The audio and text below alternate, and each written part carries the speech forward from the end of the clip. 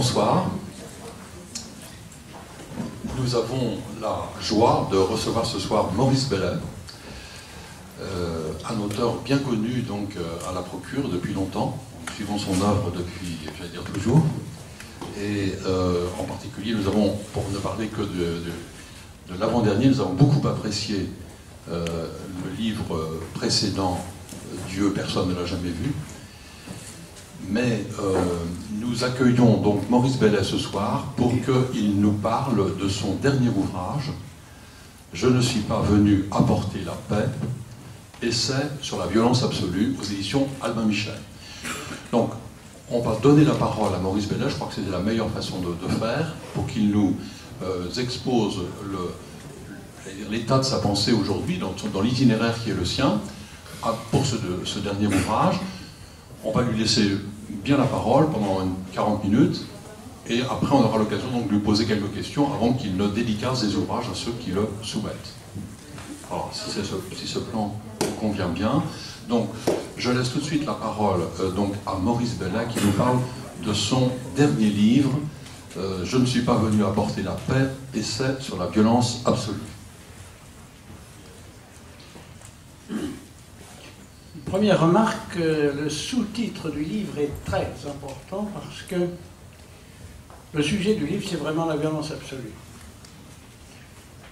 Et la citation de Jésus, « Je ne suis pas venu apporter la paix » a rapport avec ce thème.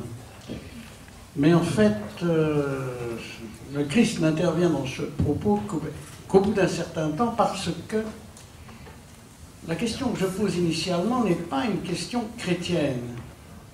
Et d'une certaine manière, pendant tout un bout du trajet, on n'est pas expressément en terre chrétienne, parce que la question que j'aborde est une question qui est partagée par tous les humains. Elle tient à la condition humaine, et elle tient d'une manière particulière à la situation historique où nous sommes. C'est à partir de cette question-là que j'essaye d'avancer, et je crois qu'en effet, il y a un moment où j'essaierai de dire pourquoi tout à l'heure, on ne peut pas éviter que la figure du Christ intervienne dans le parcours.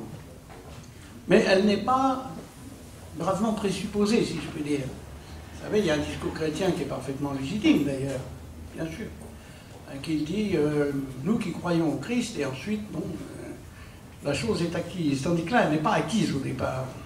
D'une certaine manière, il s'agira de même de voir quelle signification peut prendre pour nous cette figure-là et la parole qui se dit évangile par rapport à cette question humaine, terriblement humaine, que nous posons au départ.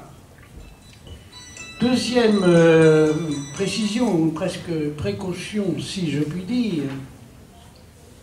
Attendez que je ne m'embrouille pas dans mes papiers. Voilà. Deuxième précaution, la nature de ma parole.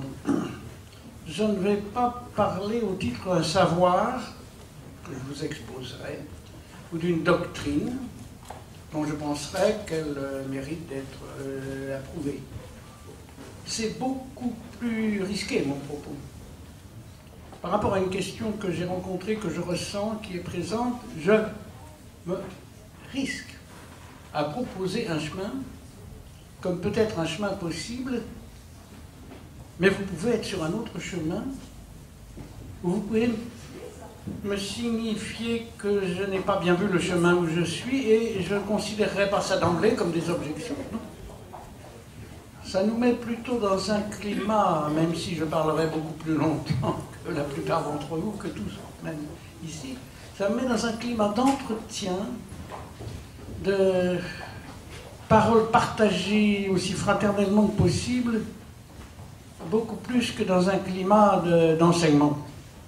Et surtout pas d'enseignement qui aurait des prétentions doctrinaires. Alors, oui. Ce qui est en cause, c'est donc la violence absolue. Qu'est-ce que j'entends par là? La violence, bon, la violence en général, c'est un fait humain, mais qui peut prendre toutes sortes de significations. Même j'ai entendu un jour une femme qui me parlait de la violence bienveillante. Pourquoi pas? Et je me souviens d'un entretien avec une femme où je parlais de la violence de l'accouchement et qui m'a dit en effet c'est quelque chose de très violent. Et une autre fois, une autre femme m'a dit quelle horreur, c'est pas du tout violent l'accouchement. Donc la violence c'est un thème assez équivoque et il faut que je le précise. Si je parle de violence absolue, qu'est-ce que je veux dire? Il y a une violence détestable, que la brutalité, l'injustice, le sadisme, la cruauté, enfin, on peut décliner longuement.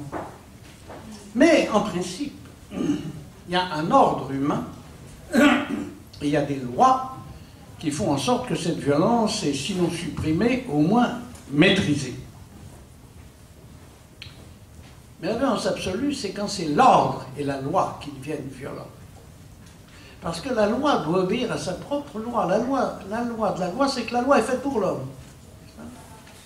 Le sabbat est fait pour l'homme, comme disait Jésus. La loi est faite pour l'homme. Si la loi est contre l'homme, on est dans le monstrueux. Et quand une loi est contre l'homme, ça veut dire que l'ordre auquel on doit obéir et qui s'impose, cet ordre est en fait déshumanisant. Non seulement il vous brutalise, enfin, par exemple, il vous punit injustement, ou même il vous massacre, mais c'est encore pire que ça. Il vous défait de votre humanité.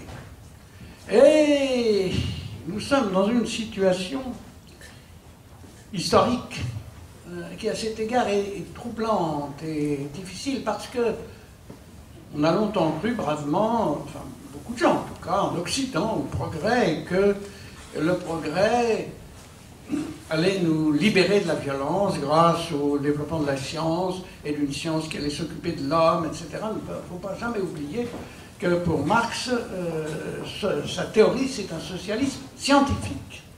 Donc on allait progresser hardiment et le bon Victor Hugo disait comme ça, ouvrir une école, c'est fermer une prison.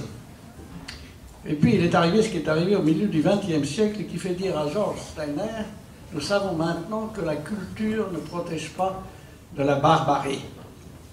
Ce qui est arrivé au XXe siècle, c'est le système nazi dans un pays hautement civilisé, l'Allemagne, et c'est le système soviétique, et ce qui est arrivé au au siècle dernier, à la fin du siècle dernier, c'est les Khmers rouges, etc., etc.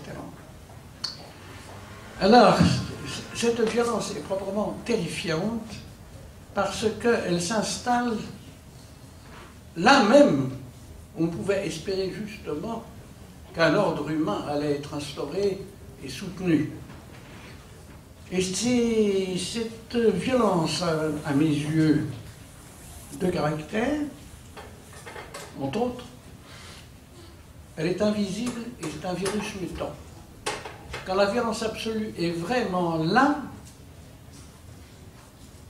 les gens qui l'exercent et les gens qui la subissent ne la perçoivent pas vraiment pour ce qu'elle est. Même s'ils sont violents, par exemple l'inquisiteur qui fait brûler les hérétiques, ils ne réalisent pas la monstruosité de leur violence. Elle est invisible. Et alors j'ai lu, je ne l'ai pas là, mais je n'ai pas le temps de faire de longues citations, mais un passage d'un discours de Jean Jaurès, pas d'un discours, enfin de mémoire, où il raconte ses impressions quand il arrive à Paris dans les années 1900 et qu'il voit la foule des gens. Il est effaré de leur soumission.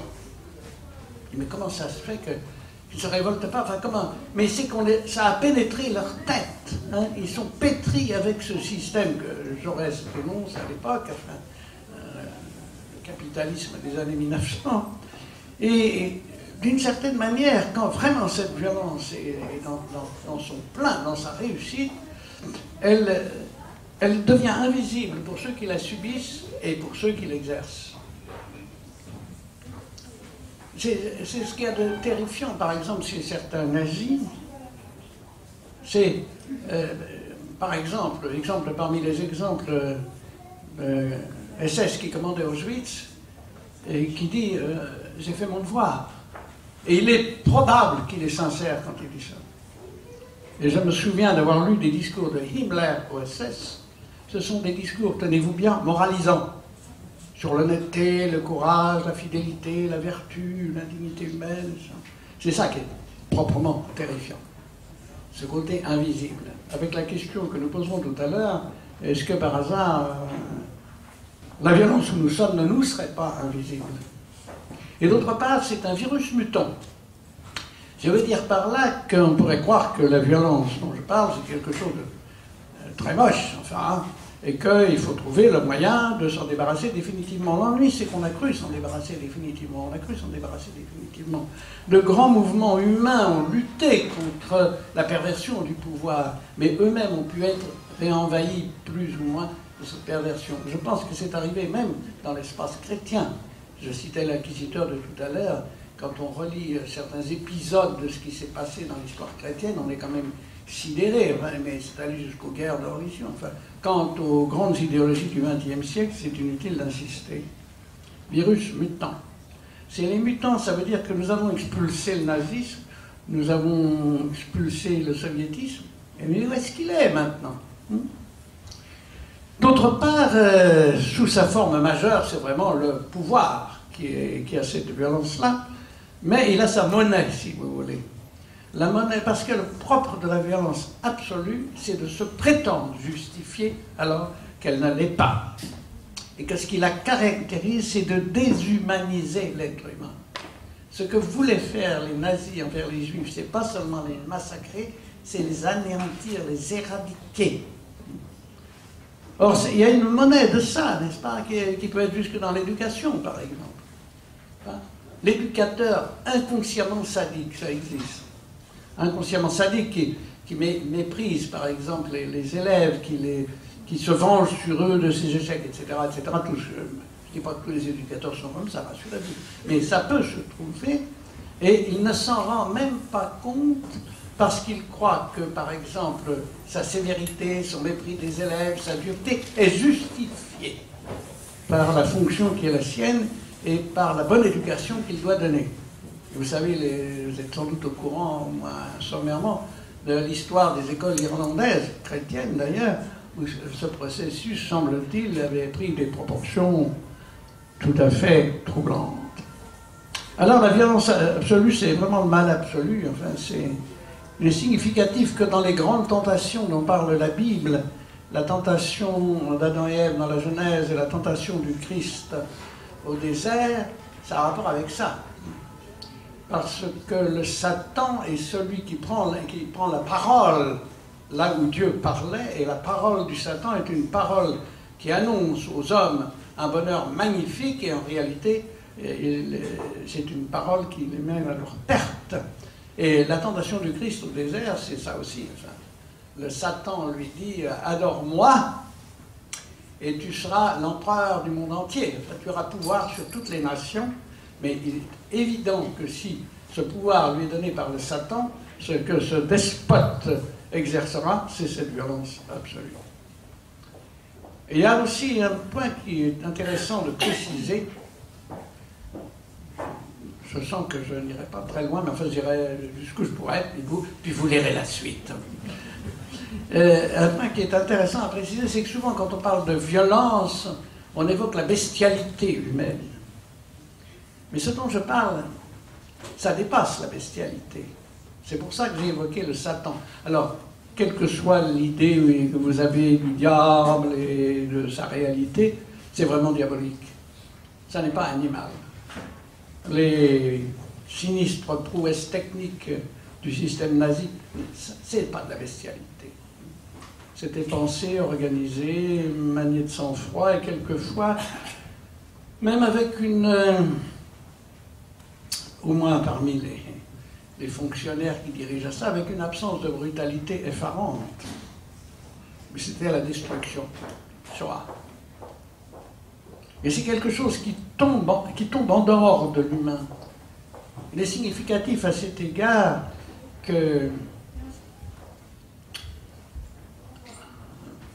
il y a eu un film sur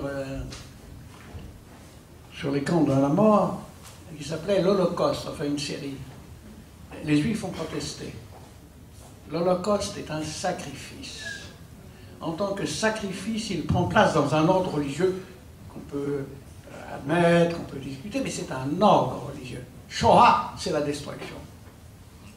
Et il est significatif aussi que les gens qui sont revenus des lieux où s'exerçait à pleine force la violence absolue ne peuvent pas en parler. Même déjà les revenants de la guerre de 14, où c'était en route, et les revenants des camps de concentration, il y en a qui ont pu parler, mais quelquefois très difficilement, très tard, et d'autres, non, c'est pas possible. Et ceux qui en ont parlé, c'est souvent avec le sentiment qu'ils ne pouvaient pas dire, parce que c'est hors du champ de la parole humaine, même si la parole s'exerce, parce que ce virus peut tout infecter. Vous pouvez tenir un discours moralisant comme Himmler et que ça soit pénétré de cette misère. Alors ce que je suis en train de dire peut paraître décourageant, ça ne l'est pas. Ça ne l'est pas, je pense qu'on peut faire quelque chose, mais quoi?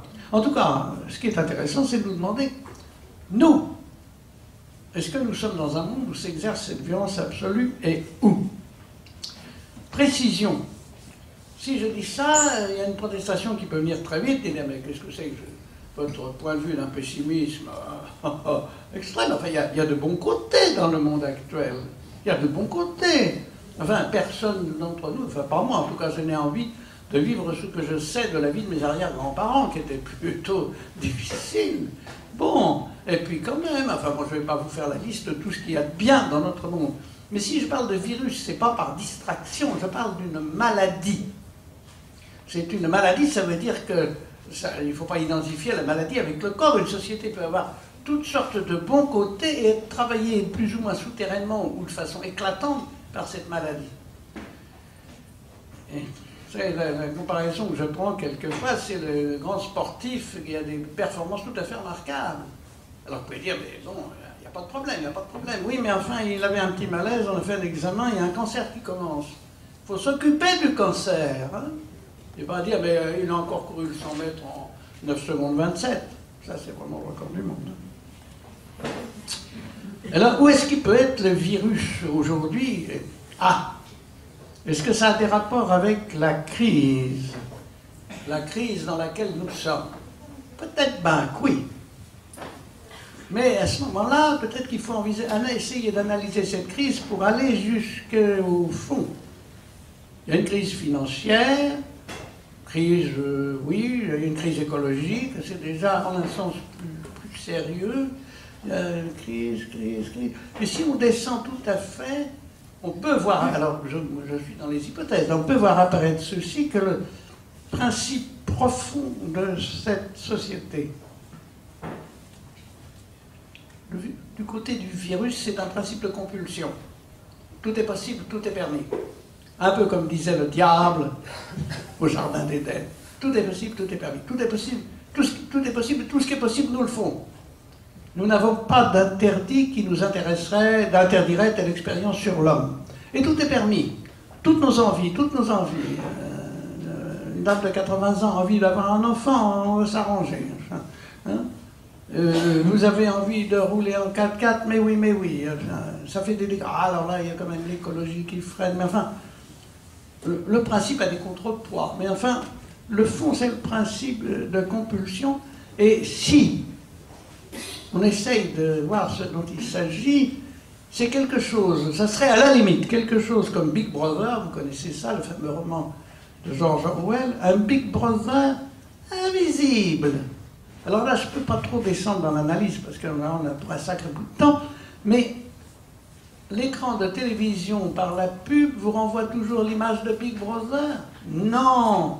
Votre image en tant que sujet d'envie insatiable, et ce fonctionnement-là peut être, à certains égards, un fonctionnement du virus mutant, c'est-à-dire exercer une violence sous un tout autre mode que, par exemple, le mode des grandes idéologies du XXe siècle. Ah non, c'est un tout autre mode, puisque ça vous flatte directement, mais le virus se juge à ce qu'il opère, il déshumanise. Et il y a effectivement, dans notre société, il y a quand même un certain nombre de gens qui s'en inquiètent et qui le dénoncent.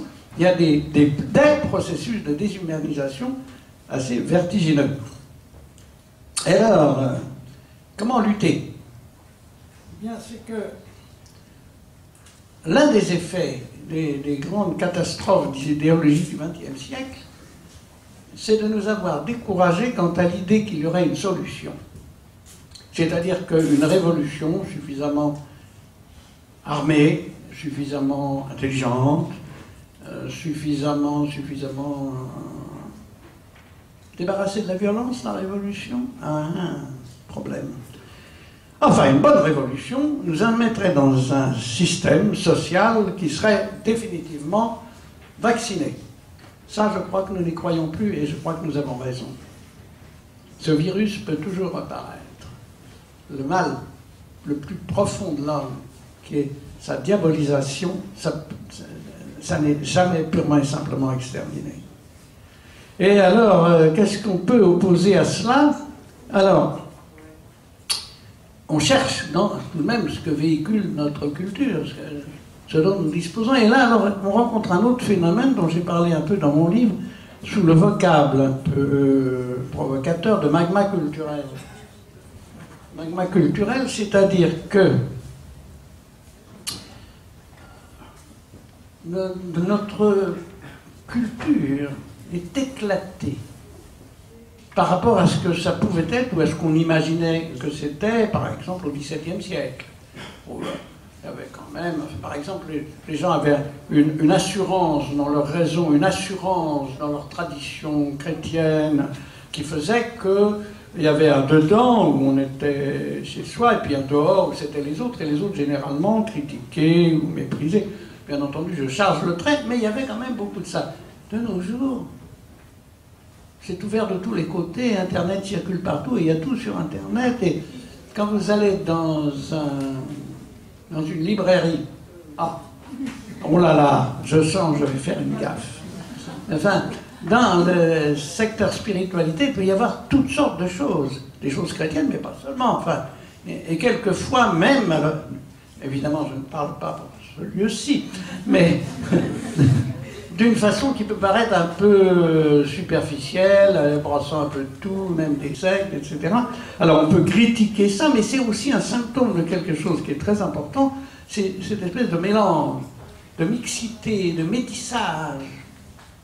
Et en particulier, il y a deux dimensions qui peuvent prendre ou qui reprennent de la force, l'exotique et l'archaïque.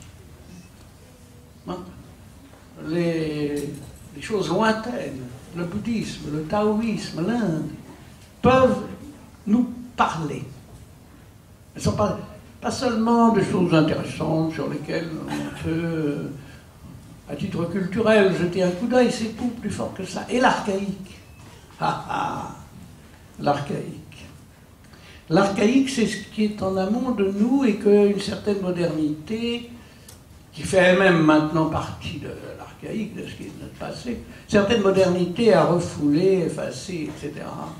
Mais c'est pas un hasard quand même si quand Freud justement ouvre des portes qui étaient restées fermées, il va chercher le mythe d'Édipe, c'est-à-dire les mythes grecs. Hein? C'est pas un hasard si Heidegger va chercher aussi du côté présocratique. C'est pas un hasard non plus si quelqu'un comme Alain Badiou, qui est un athée franc et massif, relit Saint Paul et trouve qu'il y a dans Saint Paul des thèmes sur l'universalité qui sont tout à fait intéressants. C'est comme si tout un vieux tuf d'humanité pouvait remonter à la surface. Et alors, au point où on en est, ça peut même apparaître comme quelque chose de tout à fait utile, voire nécessaire, au titre de ce qu'on peut appeler provisoirement l'inconscient historique, enfin, de même qu'il y a un inconscient individuel et familial qui a sa vigueur, il y a peut-être un inconscient collectif à la mode de Jung, mais il y a un inconscient historique. Nous ne sommes pas ce que nous sommes dans le domaine de la sexualité, par exemple, s'il n'y avait pas eu successivement les rites érotiques de Canaan, la protestation juive, la manière grecque d'envisager la sexualité, la lutte de l'évangile contre la pornéia, et tout ce qui a suivi.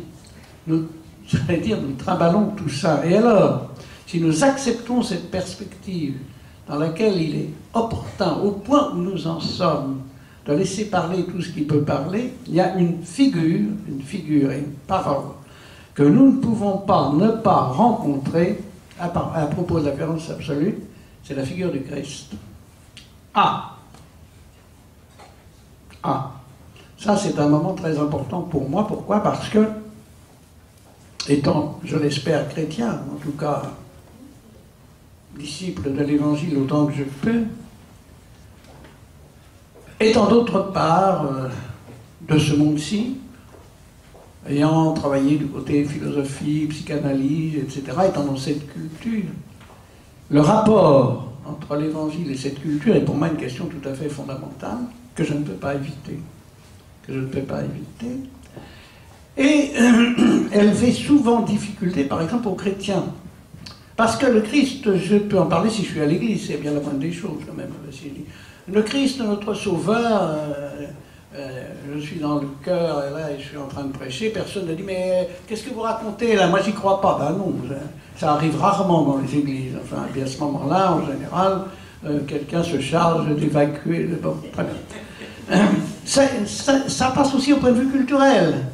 Je connais, j'ai un ami même, je peux dire, qui est professeur d'université, université d'État, qui enseigne les lettres et qui a été obligé, ils sont obligés d'offrir à ses étudiants un séminaire concernant le christianisme, parce que ces étudiants étaient dans une ignorance telle qu'à la lecture de Pascal, de Bossuet ou même de Victor Hugo leur était impraticable, ils ne savaient pas de quoi ils parlaient.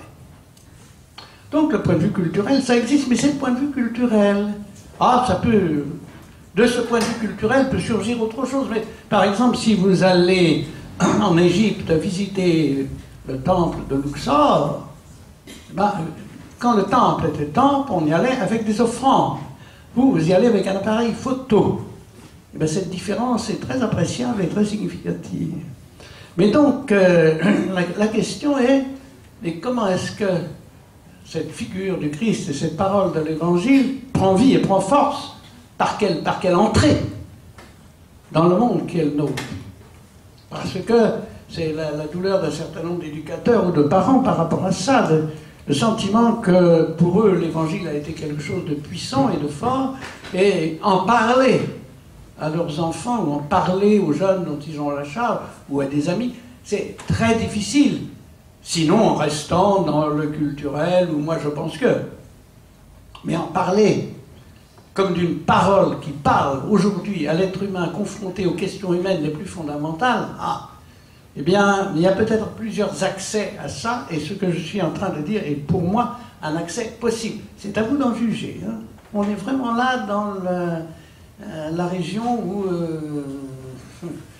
comme disaient les vieux scolastiques, c'est les questions disputées, c'est pas le dogme.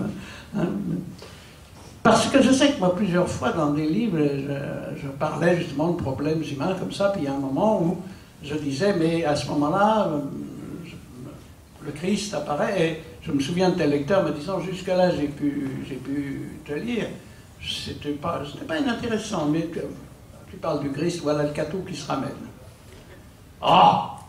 Alors comment franchir cette muraille? Et là, je ne sais pas ce que ça vaut comme passage, et je crois qu'il y en a d'autres, mais c'est un passage qui passe par la situation historique où nous sommes tous. Enfin, cette figure, elle est là, et elle parle avec une violence.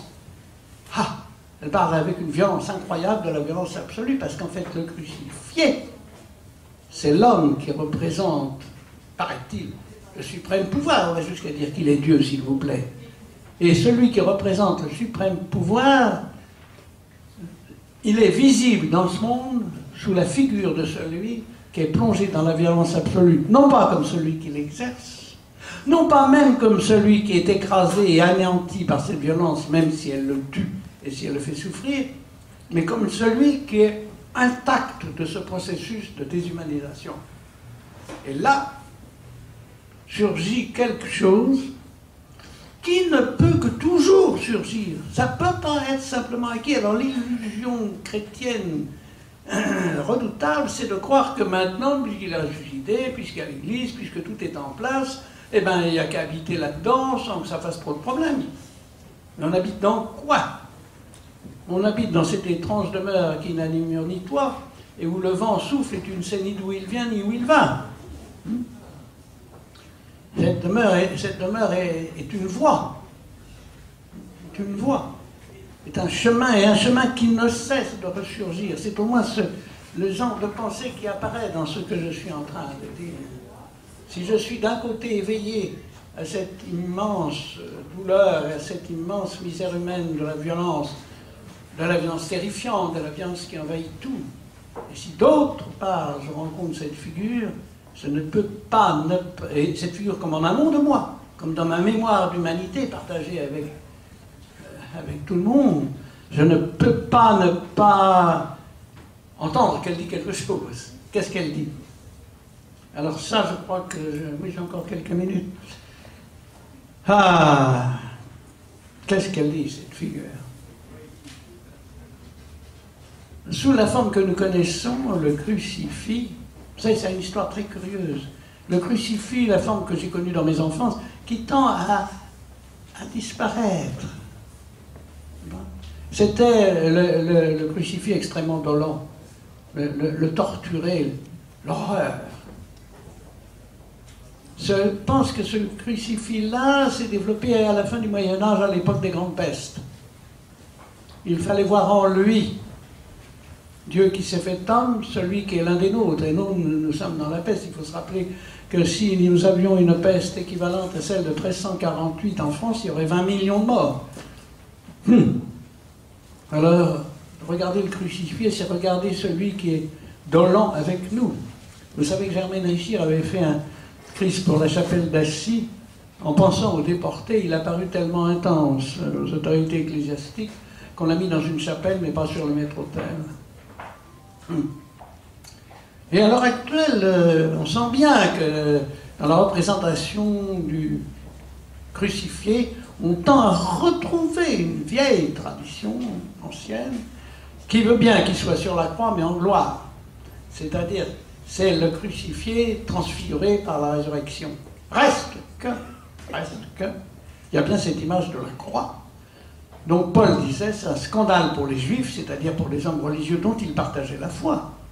Et c'est une folie, c'est un délire pour les Grecs, c'est-à-dire pour les hommes qui représentaient à l'époque la culture rationnelle par excellence. Et le bon Paul ajoutait, j'ai voulu persuader les gens par la sagesse humaine. Non. Qu'est-ce qu'elle dit, cette figure? Alors, je crois que dans le point où j'en suis, enfin dans ce que j'essaye de raconter dans ce livre, est-ce que c'est que ça? Elle peut apparaître comme équivoque.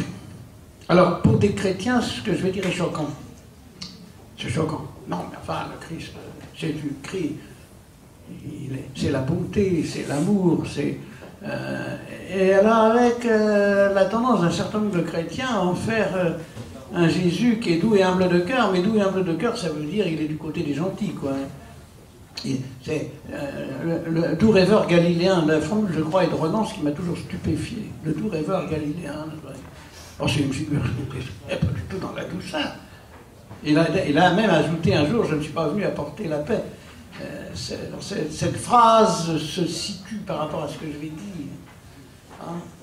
C'est une figure d'une violence terrible et le soupçon peut venir. Mais est-ce qu'il n'est pas du côté de la violence absolue? Il est dedans, et même il est dans cette figure terrible, extrême de la violence absolue, qui est la colère de Dieu. Qu'est-ce que c'est que ça?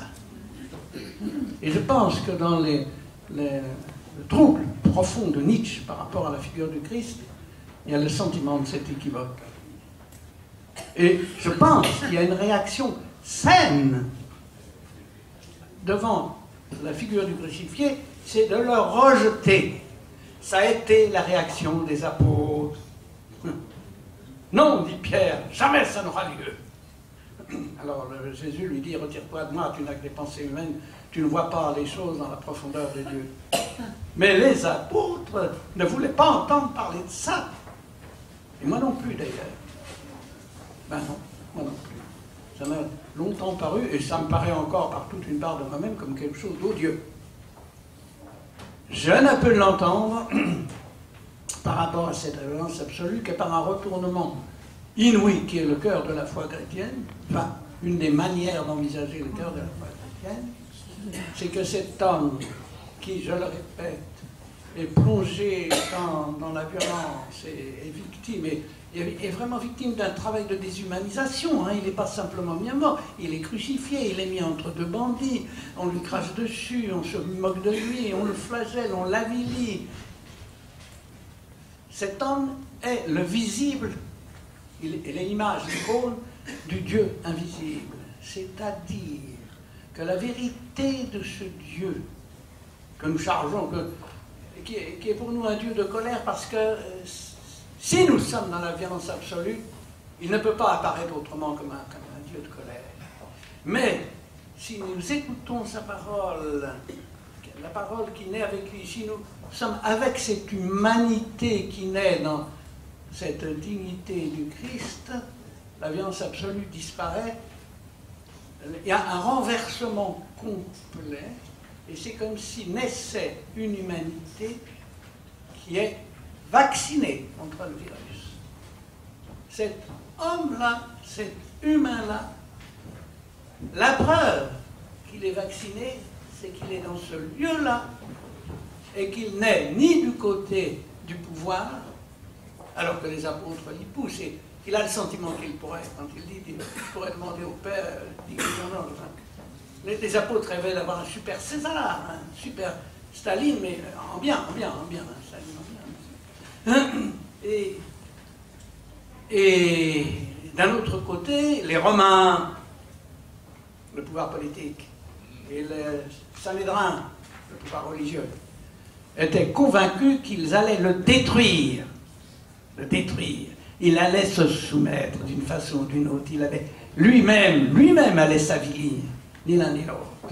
Ça, c'est une naissance d'humanité, mais une naissance d'humanité qui est toujours inouïe. C'est-à-dire que, vous savez, la grande formule, le Christ vient, alors, bon, l'eschatologie, mais on peut la prendre d'une manière peut-être plus modeste, mais c'est à la fois ce qui est né dans l'humanité et ce qui doit toujours naître dans l'humanité. Alors c'est une, je crois que je vais m'arrêter là, c'est une manière d'envisager, si vous voulez, le Christ qui est un peu déconcertante peut-être, mais qui ouvre alors un espace de vie humaine qu'on perçoit comme décontaminé de la violence absolue, y compris dans les formes monnayiques que j'envisageais, dans la vie du couple, dans l'éducation, dans l'amitié, dans les rapports professionnels. Et dans le livre que j'ai écrit là-dessus, il y a entre autres 3 thèmes qui viennent. Ouais, je vais m'arrêter là. Il y a 3 thèmes qui viennent passer là. D'abord, oui, le fait que ce qui surgit dans l'Évangile, c'est un mode d'humanité, c'est pas une idée. Quelquefois, on reproche ça, on dit les chrétiens, le Christ, toujours le Christ, mais on ne peut pas remplacer ça par une belle idée comme les droits de l'homme, comme, je sais pas, la justice, la science. D'une certaine manière, si vraiment cet homme est entendu en ce qu'il est, pour moi, je dis ce qui m'apparaît, il sort de la violence absolue à la racine, tandis que n'importe quelle grande idée peut être contaminée. On n'a pas fait pire cruauté qu'au nom de la liberté, de la justice, de la vérité, du Dieu de Jésus-Christ. Et alors là, bing, bang, boum. Si nous avons à nous battre, ça sera toujours sur 2 fronts, à la manière de Paul dans l'Épître aux Romains, contre la violence qui règne sur ce monde, et contre la violence qui ne cesse de ressurgir et de se développer à l'intérieur de la chose chrétienne. Ben oui, parce que l'histoire le montre, enfin. Hein. Comment peut-il faire cet inquisiteur qui dit la messe, qui médite pieusement, et qui ensuite, en procession, va avoir un autodafé où on brûle vif des hommes et des femmes juifs convertis, mais qu'on soupçonne d'être revenus au judaïsme. Comment est-ce qu'il fait? Comment est-ce que c'est possible? Or, ça a été possible. Donc, nous devons être d'une vigilance sur les 2 fronts. Et c'est le même combat. C'est le même combat, c'est le combat de Paul dans l'Épître aux Romains. Alors, ce qui naît là, c'est la présence. C'est d'une certaine manière la chose la plus humble, humaine, qu'est la présence. Je crois que même les bébés, il y a quelque chose, je ne suis peut-être pas d'accord avec ça, il faudra que j'en discute avec Freud. Mais le plaisir, oui, le plaisir, mais la présence. Hein. Un bébé qu'on gave de nourriture très très très bien adaptée, mais avec des bras aseptisés en l'absence de sa mère, ça va pas bien. Au mieux une mère qui l'aime et qui le nourrit moins bien. La présence. Mais ce que le Christ inaugure dans la chaîne humaine où nous sommes, c'est une présence, donc dans cette extrême humilité de la simple présence, mais qui a traversé la violence absolue. Je crois que c'est ça le chemin. Et ça, c'est un chemin que nous ne pouvons que faire continuellement. Et alors, ça nous donnerait, dans nos relations humaines, dont nous ne devons pas oublier que selon l'Évangile même, c'est le lieu de vérification de ce que Dieu est pour nous. Quiconque aime est né de Dieu et connaît Dieu. Celui qui n'aime pas ne connaît pas Dieu, parce que Dieu est amour. Ça, c'est pas de moi, c'est de Saint Jean. Quand même un auteur qui est très respectable du point de vue chrétien.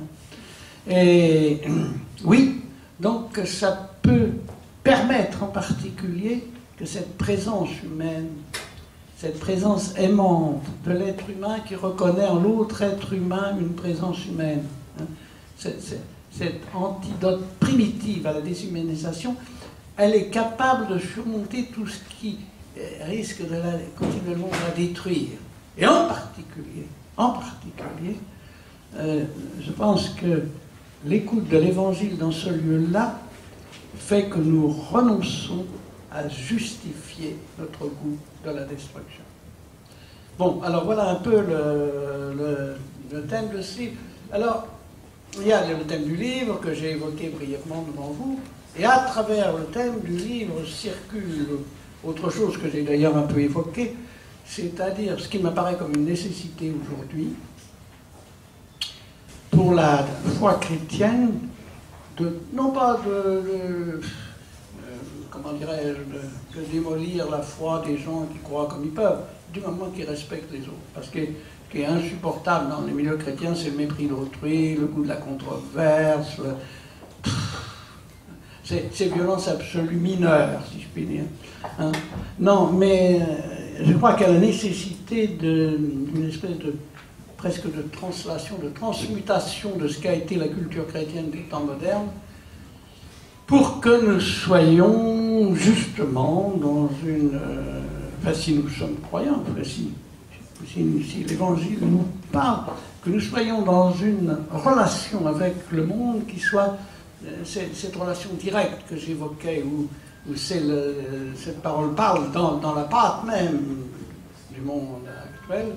Et peut-être que ce serait pour la foi chrétienne la possibilité de sortir de ce qui a été, de ces grandes misères au cours des temps modernes, d'être toujours ou bien contrainte de se fermer devant les assauts de la modernité, ou bien contrainte de courir derrière pour s'adapter.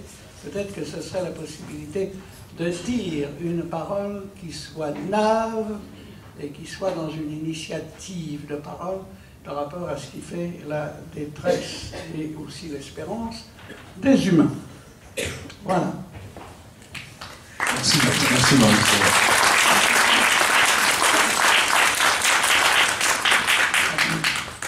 On vous écouterait pendant des heures. Comment? On vous écouterait pendant des heures, vraiment. Non. Mais on voudrait aussi donner la parole aux personnes qui sont venues vous entendre ce soir, et donc j'invite les personnes à poser une question ou faire une intervention si elles le souhaitent.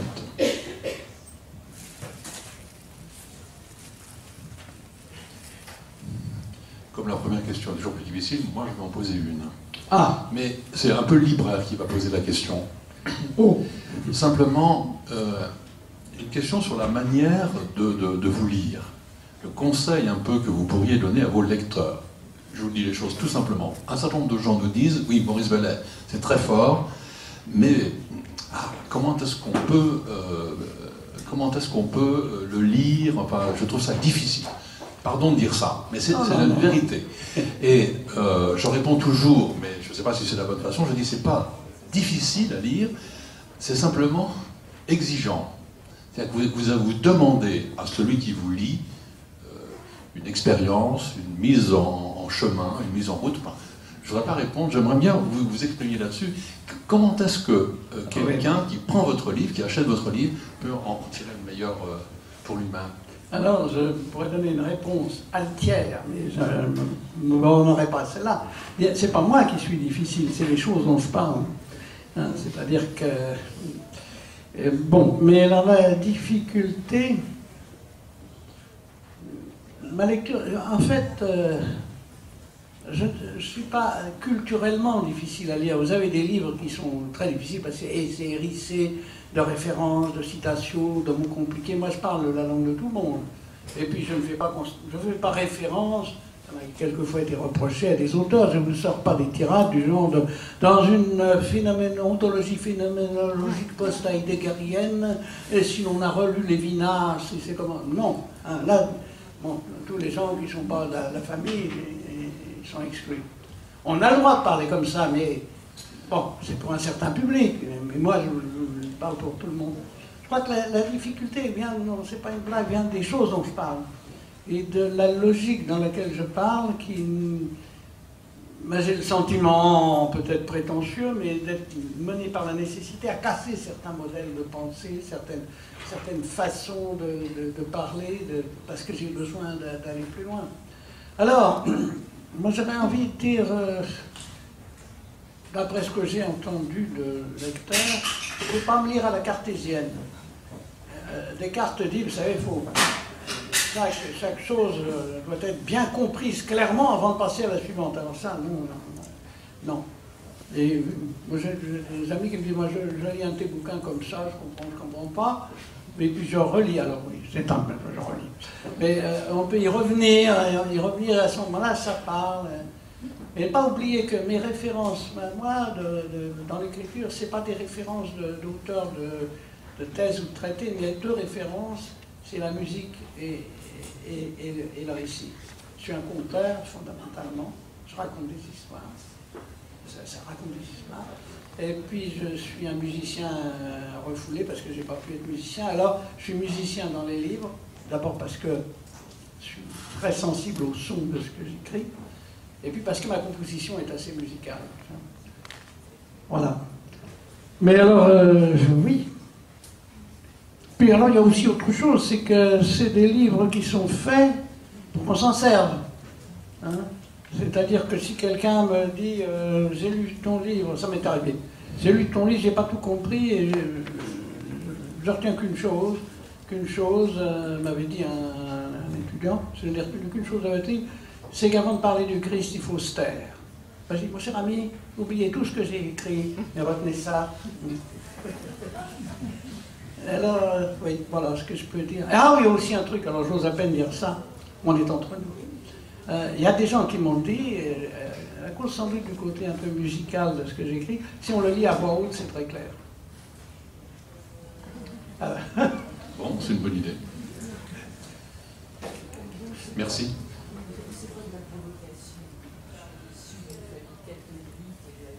Mais alors là, qu'est-ce qu'on fait parce que... Je vais redire la question, allez-y. C'est pas de la provocation, mais vous pouvez provoquer. Je suis issu d'une famille héréditairement catholique. Je suis issu d'une famille héréditairement catholique. Mais je migre vers le protestantisme. Je migre vers le protestantisme. Est-ce que vous pensez que le pape est à l'abri du virus? Est-ce que vous pensez que le pape est à l'abri du virus? Mais, madame, aucun d'entre nous n'est à l'abri. Mais, alors, je vais vous dire une chose qui va vous décevoir et peut-être vous irriter. J'ai pris le parti, quand j'aborde ce genre de questions, d'écarter toutes les questions qui concernent l'institution Église, l'appareil et tout ça, parce que, vous voyez, moi, je comprends que votre question, vous la posiez, mais pourquoi? Parce que dès qu'on est dans un milieu où il y a des chrétiens, les questions qui envahissent le terrain, c'est les questions de l'institution. Parce qu'elle est écrasante. Mais elle est écrasante. Ouais. Mais ce que je crois, c'est que si vous pensez, voilà, si vous pensez qu'il y a dans l'Église actuelle, l'Église catholique actuelle, des choses qui ne vont pas, des abus de pouvoir, etc. Bon.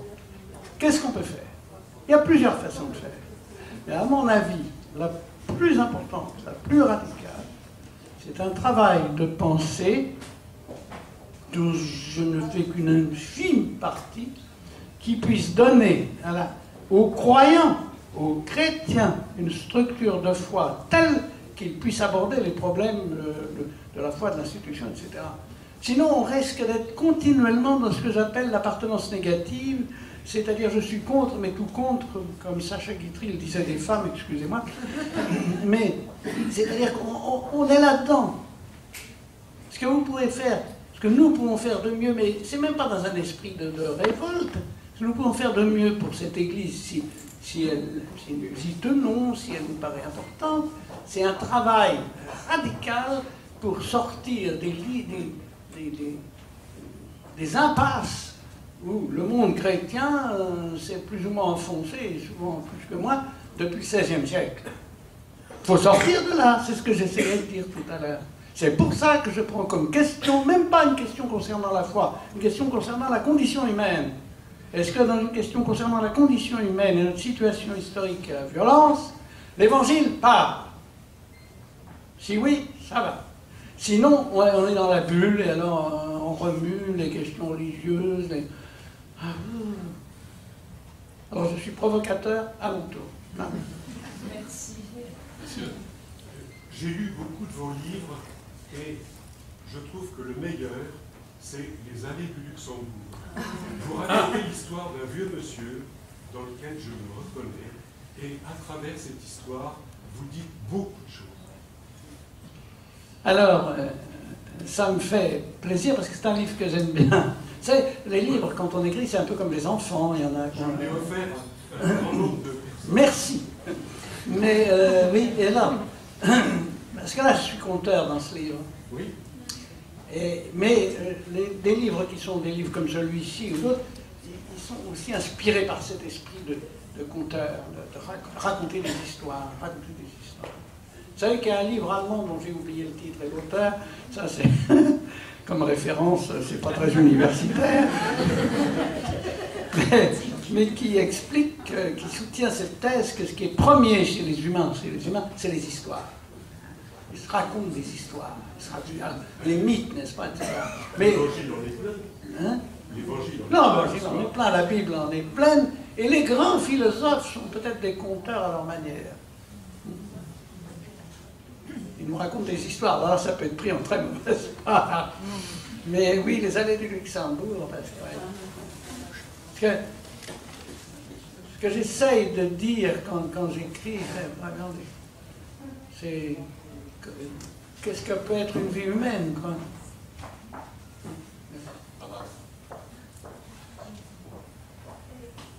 Monsieur, bonjour. Bonjour. Parce que je ne connais pas, mais j'ai beaucoup apprécié ce que j'ai entendu, votre final sur la violence. Et je voudrais savoir si vous avez dans votre livre, dans vos écrits, présenté la violence de la science par rapport à cet être humain Waouh. qui est bousculé par la science, à tel point que j'ai même entendu des scientifiques dans une émission de télévision, je ne me rappelle plus laquelle, excusez-moi, qui disait que la violence arrivait à une sorte de spirale absolue par rapport à la recherche, par exemple d'aller sur la Lune, la recherche, tout savoir, etc. Est-ce que vous avez abordé cette question parce qu'elle rentre en plein dans ce que vous avez dit de vraiment merveilleux à propos de Jésus qui a, comment vous avez dit, il a réussi à dépasser l'absolu de la souffrance. Et grâce à ça, ça va mieux. Madame posait une question concernant la violence de la science. Alors, je n'en parle pas dans ce livre, j'en ai parlé plus ou moins dans d'autres choses, mais c'est pour moi une question majeure. Parce que l'un des aspects les plus graves de ce que j'appelle la violence absolue, c'est la violence de la pensée. C'est quand la pensée se fait violente que là, on est vraiment très mal barré. Et on peut se poser aujourd'hui cette question par rapport à la science. C'est une question qui paraissait mais iconoclaste et monstrueuse il y a encore quelques dizaines d'années peut-être, enfin, ou en tout cas dans les milieux scientifiques. Mais je crois savoir qu'effectivement, même dans les milieux scientifiques, cette question-là commence à se poser. Nous sommes dans un choix d'univers que Husserl fait dater de Descartes et Galilée, c'est-à-dire le début de la physique. Un choix d'univers qui est une certaine manière de prendre les choses et de prendre la vie humaine elle-même. Et ce choix d'univers a des possibilités extraordinaires. Nous en bénéficions, il y a l'électricité, on imprime des livres, on peut prendre le TGV, je vais voir un médecin qui me donne des antibiotiques. C'est pas pour tout le monde quand même, hein, mais enfin c'est pour beaucoup de gens. Et maintenant on s'aperçoit qu'il y a un processus qu'on ne contrôle plus et qui pourrait se muer en un processus de violence absolue.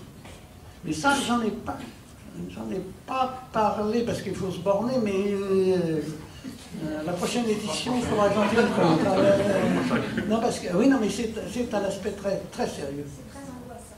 Très sérieux et très angoissant. Très angoissant, l'association de la perfection où on va en matière de biologie et la perfection Oui. où on va en matière d'électronique. Le lien des deux est terrifiant quelque part. Oui, il y a un côté... Alors, c'est ça qui est troublant, justement. C'est qu'on ne peut pas dire que la science est mauvaise. Toute découverte de vérité a un côté positif. Et en même temps, dans ce merveilleux développement, ce virus peut se développer qui va transformer ces merveilleuses conquêtes de l'esprit en instrument de déshumanisation forcenée. Voilà, c'est mon angoisse et c'est pour ça que je me posais la question. Oui, oui, non, mais... Exprimé comme un... Malheureusement, c'est une bonne question. Malheureusement, parce qu'on aimerait mieux. Une dernière question, peut-être? Monsieur? Bonjour. Je lis vos livres depuis très longtemps et je suis musicien et je les lis comme des variations. C'est-à-dire que vous reprenez des thèmes sans cesse d'une façon nouvelle. Mais j'ai un autre auteur que je lis aussi avec vous, qui est Jacques Ellul. Et Jacques Ellul fait des variations aussi sur les thèmes, notamment techniques. J'ai l'impression que vous retrouvez peut-être quelque part, parce que sans le dire, la violence absolue, c'est justement l'envers de la technique. C'est-à-dire tout ce côté non maîtrisable, qui a sa propre autonomie et qui peut déboucher sur le désastre sans qu'on puisse faire grand-chose. Et je pense que là, ça confirme un peu ce que la personne disait justement. Oui. Mais je dois dire à ma confusion que je connais peu Ellul, mais je connais bien Jean-Claude Guillebaud, qui connaît bien Ellul. Et pour avoir parlé avec Guillebaud de Ellul, je pense que vous avez raison, oui, on est dans les mêmes eaux. Dans les mêmes eaux. Mais j'ajouterai un dernier mot. Enfin, j'espère que vous avez perçu que ce que je dis n'est pas du tout pessimiste ou décourageant, c'est exactement l'inverse. Enfin, c'est que ce contre quoi nous devons lutter actuellement, je pense que c'est peut-être un des plus grands périls, une forme de résignation du genre, ben, le monde est comme il est, on n'y peut rien, oui, bien sûr, il faut quand même veiller à l'écologie, ben, ouais, il faut veiller à l'écologie, il faut essayer de réparer la crise financière, mais enfin, comme disait, c'est Furet, je crois, qui avait été un communiste militant, il n'y a pas d'autre système possible. Mais si, bien sûr que si, il y a d'autres possibilités. Ce qui sans doute est mort, c'est l'idée qu'on aurait le bon système définitif et qu'une fois la propriété collective des moyens de production instaurée par un bon socialisme, le virus de la violence sera exterminé. Pas du tout. Il va se loger là. Il se loge assez volontiers dans les élites. Non, mais ça se comprend d'ailleurs. Parce que dans un système donné, prenez l'URSS par exemple, hein, vous prenez le système nazi, on prend ces deux grandes figures, quels sont les gens qui sont les plus soumis, qui payent le plus cher, qui sont en un sens, qui se sacrifient davantage, c'est les membres du KGB et les SS. C'est-à-dire, c'est aussi les pires. Et dans une religion en décomposition, quels sont ceux qui ont le pouvoir? Ce seront les prêtres, qui seront d'autre part censés être ceux qui se dévouent le plus. Il y a une logique de ce virus qui est assez terrifiante, mais on ne peut pas se renoncer là-dedans. Non, on est obligé de s'arrêter. Merci beaucoup, Maurice Ballet, c'était vraiment très intéressant. Et donc, on peut demander à Maurice Ballet de dédicacer l'ouvrage si vous le souhaitez, si je veux bien le faire. Merci.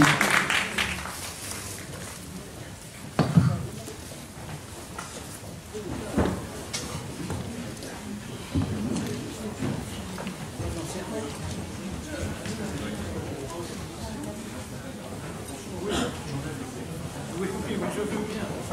C'est un peu la